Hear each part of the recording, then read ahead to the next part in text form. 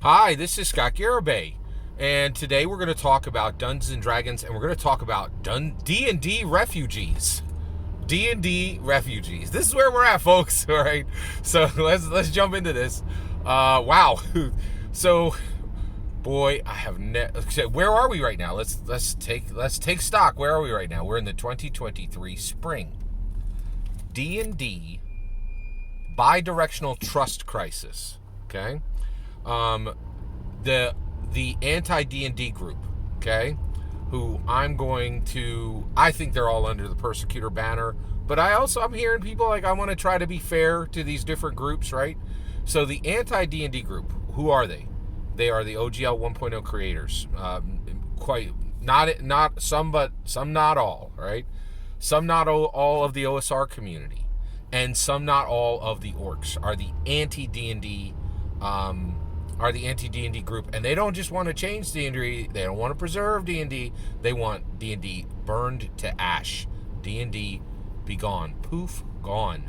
No more DMs, no more D&D books, no more D&D tables, no more D&D legacy, no more D&D history.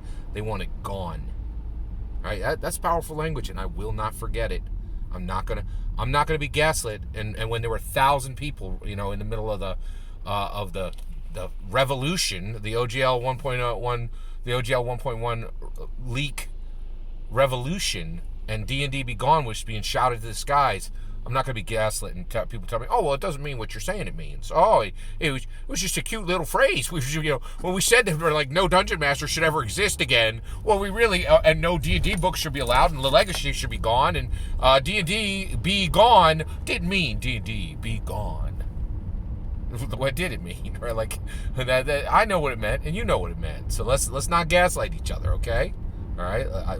Let's look at the facts on the ground, right? Because in these groups that we have, there's going to be wolves in sheep's clothing, and I don't want to forget what was said, and I don't want revisionism.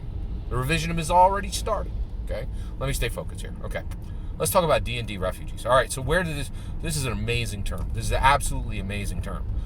I love language, right? And the reason why is I'm convinced language is the most powerful tool we have right now. Solar energy, gasoline, money, nothing compared to the power of words, right? And this is why I'm so comfortable in the Dungeons & Dragons space, because in this space, there's still people who believe words matter. There's still people who will say, when they hear the word semantic, they'll go, no, you don't get to use that language here, right? Semantic means that there's a small difference between words. We know in this space, in Dungeons & Dragons, that the small difference between a single word can be the difference between an identity. It can be entirely a new identity. It can bring new meaning, new purpose, right? Worlds can be broken with a single word. Words can be reforged with a single word, right? This is why I love D&D so much, is this is a space where many do not stop thinking, ever, right? They don't just, oh, that's a semantic difference. No, it doesn't. Potato. No, a single letter, right? That's the difference between a million and a billion, right? That's why I love the D&D space, right? And so the term D&D refugee is a powerful term, right? That tells us right where we are. I didn't come up with this language, so let me give credit where credit is due. Thecomicbook.com, truly sad. All right, so thecomicbook.com, they have a great YouTube channel. They used to have a great YouTube channel. They used to be a channel that was excited about D&D. Now they're very excited about the D&D Be Gone energy, right? They're very excited and very lined up with the D&D Be Gone people, right? They're like, oh, wouldn't it be great if Critical Role made their own game and we could all forget Dungeons & Dragons, and there was never another Dungeon Master, and there was never another D&D book, and the legacy of D&D faded to ash, right, and blew away in the momentum of Critical Role, right? They're wishing upon the downfall of D&D, right? Used to be a D&D channel. Now their entire channel is dedicated to, in my humble opinion, the destruction of the entire legacy of D&D and everything it ever stood for, and they want to see it blow away in ash, in my humble opinion. Okay, all right. But they came up with this term, right? It's on one of their latest videos, and it says, D&D refugees. Here's how you go from D&D to Pathfinder 2E. okay? And I would love to squawk about 2E, but I'm going to stay focused, right? Man, 2E is such a dumpster fire. It is astounding to me that, like, basically the ship is broken in half and people are in the water, and everybody's like, hey, grab onto this lead brick. Like, that's what Pathfinder 2E is in all this. It's a lead brick, right? Like, it's just like, no, that ain't gonna help you. That's not gonna help you, right? Like, oh my gosh, I regret selling my Pathfinder 1E book, right? Because another reason was like, I own Pathfinder 1E and 2E. Surely Pathfinder 2E is better. Oh my gosh, is it a dumpster fire? That's the other thing is, I can't believe that everybody didn't realize if you're going to try to compete against Dungeons & Dragons, you sure as heck should have tried to do it with Pathfinder 1E and not 2E, right? Pathfinder 2E is an absolute... I'm not staying focused. I apologize. Let me get there. Okay. DND Refugee, okay? This is powerful language. This is incredibly powerful language. I'm astounded by the power of this language, right? Because they're right. That's exactly what we're seeing. We are seeing D&D Refugees. People are like... AJ Pickett is in my humble opinion, is the first D&D refugee. Is like, oh, I'm upset by the OGL 1.0. I'm upset by these OGL 1.0 changes, the OGL 1.1 leak. Let me abandon what I've been with and what's given me thousands of views and and giving me lots of momentum. Let me abandon that, right? Let me just give it up, and I'm gonna build a raft, and I'm gonna go to Far Gladia. Let's talk about Far Gladia, right? Okay, so D&D Refugee is powerful language, and it is absolutely correct. Right now, there are thousands of D&D Refugees. People are like, I'm excited for D&D. Oh no, OGL 1.1 is out. Oh no, I hate D&D now. D&D be gone. Right? I hope there's no more Dungeon Masters. I hope there's never again another D&D book printed. I hope the legacy of Dungeons & Dragons could be forgotten and just turned into ash, and we could blow it away with the momentum of Critical Role or Pathfinder 2, right? Like, refugees, right?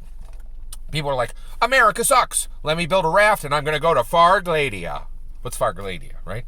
Well, I'm not going to insult another country, right? Like, but basically, what's happening? These D&D refugees are leaving America. That's what you need to understand. This is this is never like, that's the thing I love. Oh my gosh, this isn't like, I am an intellectual, right? Concepts excite me. What is happening right now? Like, it's terrifying. And at the same time, it's so exciting just to see what is happening because it is so astoundingly amazing, right? This is what you're seeing, right? This should be what's happening in tabletop role-playing games right now because of the 2023 spring D&D bidirectional trust crisis. What you're seeing is, it'd be like if you went to the east or the west coast in America and there were thousands of rafts, and we're like, hey, buddy, what are you doing? We're building this raft. Why are you building the raft? You live in America. We're going to Far Gladia. What's Far Gladia? It's a land that's out there that's better than America, right? I know in America we have Shake Shacks and we have the best entertainment in the world, and we've reached a point where not only do we not worry about starvation, literally the poor in our country have to worry about being too big, right? Like, but all that sucks, and Far Gladia is the place. Far Gladia. Far Gladia, right? You are leaving America on a raft to go to a nation that doesn't exist, right? Oh, but there's so much hope, and there's so much like, well, America sucks. I'm sure Far Gladia is going to be much better. Tell me about Far Gladia. Oh, there's not going to be any kind of corporations there. Everybody's going to have enough. Everybody, we're sure that all the books written in Far Gladia will have great art and great writing and great layout with no money and no capitalism drive. We're sure of it. We're like, I look at this and I'm like, you have no idea what's happening, right? Like, and so basically people are like, I'm too good for Dungeons and Dragons. Far Gladia, this magical land where there's no corporations and artists don't need to be paid and writers don't need to be paid and layout people don't need to be paid and the products are better, right? You're like, dude, you are getting on a raft and leaving America, I can tell you right now, you're going to hit some countries on your way out. They ain't going to be better. You have no idea what you're about to see. In fact, you might not hit any land at all, and you might die in the middle of, like, you're going to be drinking salt water, buddy. I don't know what you're thinking here, right? You're in America. There's nowhere better to go, right? Like, and that's the point, is people are like, hey, I'm leaving Dungeons & Dragons. Here's my raft. It's Pathfinder 2. We're going to find Varkladia. It's going to work. It's going to be better. You're like, dude, you got no idea what you are doing. Varkladia doesn't exist, right? Like, you are already in the best place in the world. You're not going to find a better role-playing game than Dungeons & Dragons. And you should see the utter dumpster fire crap people are pulling out of. And they're like, oh, Shadowrun. Yeah. Are you ready to roll 48 D6s? It's going to be so much fun. Shadowrun has such a great rules system. Pathfinder 2E, the brilliance of Jason Bullman. Like, it is so ridiculously laughable. Like, people are like, look at this garage band nonsense. It's going to be better than D&D. Forget the fact that Pathfinder 2E was not even good enough for Cody on Taking 20. He is the bottom of the barrel in D&D commentary. Like, he is, like, and he was like, Pathfinder 2 sucks. I can't do this anymore. And this is a dude who lived for ROLL playing. He was the crunchiest, like, let's do a subclass video and let's talk about, this one did 46 and this one did 66. And like, you're like, he was so deep on the weeds, on the crunch, didn't even know how to spell ROLE playing, right? Like, and he's like, oh no, Pathfinder's a dumpster fire. I don't want any part of this. That conversation is 2 years old. 2 years old, right? And it blew up the internet, right? Like, you don't understand. People walked away from Pathfinder 2 years ago and said, this is a dumpster fire. This is no good, right? Compared to D&D, right? Like, people are looking to be saved by it. They're in the water looking to be saved, clutching an iron brick, right? The Pathfinder 2 ain't going to save anybody. I'm sorry. I cannot believe people are looking to Pathfinder 2. 2E. You didn't even get the number right? Possibly Pathfinder 1 might have saved you, right? Like, because, and get this is the part nobody's telling you. Most Pathfinder 1E people will not even touch 2E. Not only has the tabletop role-playing game community abandoned Pathfinder 2E, most 1E people won't even touch 2E, right? There was adamant, intense, right? Like, rejection of Pathfinder 2E by the Pathfinder fans. Like, it is like, this is astounding, right? And I apologize because I go and warm my hand on the bonfire and I'm looking at this, I'm like, are there literally thousands of people in America building rafts to go to Varkladia?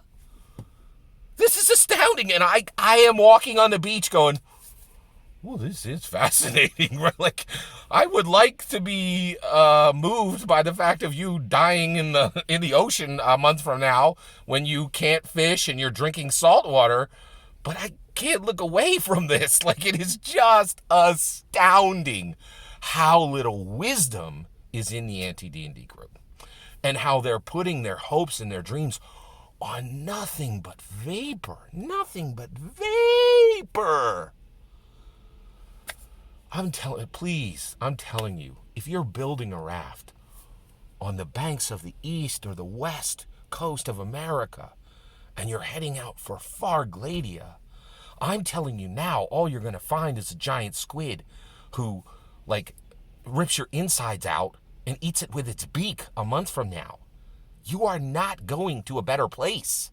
You are not. Cody from Taking 20, the bottom barrel D&D commentator, will tell you 2 years ago that this is no savior. Right? Like, I am astounded by the lack of wisdom I am seeing right now. And I am astounded by just the entire event of this. It is incredible. Please stop making your raft. Varkladia is not a real place. You are not going to find the thing that beats D&D. Okay. I understand, right, what you're trying to do. Okay, so here's just some advice for the anti-D&D groups, because I don't want to see you in, I'm still a human being. I don't want to see you in the middle, like 120 miles out on the coast, and a giant squid rips out your insides and eats it with his beak, right? I don't want to see that, okay? So if you want to beat D&D, for the love of goodness, nothing out right now is going to do it, right? People are going and pulling crap out of their closet and go, oh, this has had 20 years to defeat D&D and it never did it, but it'll do it now because I need it to. You are putting your weight on a broken cane, right? And it will puncture you with its shards, right? Don't do this, right? If you're going to beat D&D, do the work. Build something new and come back 5 years from now after you got 5 years of labor before you can do a thing, right? You got to build something. You got to bring people to it. You got to play test it. And then, not only do you need to make it the best tabletop role-playing in the world, but if you're going to compete with Dungeons & Dragons, if you're going to compete with Dungeons & Dragons, you have to turn it into a cultural icon. Because that's what D&D is. And that's why every single one of these RPGs keep getting wrecked. They think they could beat D&D by being a better RPG. You can't. It's got history. It's got meaning. It's got purpose. And according to me and no one else in the world, it's really something you don't even understand. You don't even know what it is. You're trying to defeat a creature that you think is a lion, and the reality is it is a dragon. Right? Like, you're like, oh, I'm going to stab it in its fur. And you're like, you don't understand. This thing casts spells. Right? Like, and that's the part where D&D, nobody can beat D&D because nobody even understands what it is now. I'm the only person on the planet who knows what D&D is, and I ain't trying to beat it. So they're safe, unless the anti-D&D groups figure out that Mario Andretti walked into there and start talking about Ingrid Bernal. Then we got a problem, right? But that ain't gonna happen. Woo! Thank you for your patience. I know I'm all spun up on this. I know it, right? I am trying to remain calm, get my content concise, and get my content clear. But I'm struggling because I ain't never seen anything like this, right? My days are now like, at nighttime, after I'm done my laters, going out and walking on the beaches and talking to people who are getting on rafts to Fargladia. And I'm like, please, man, please. You're going to get wrecked by a squid a month from now after you're starved, right?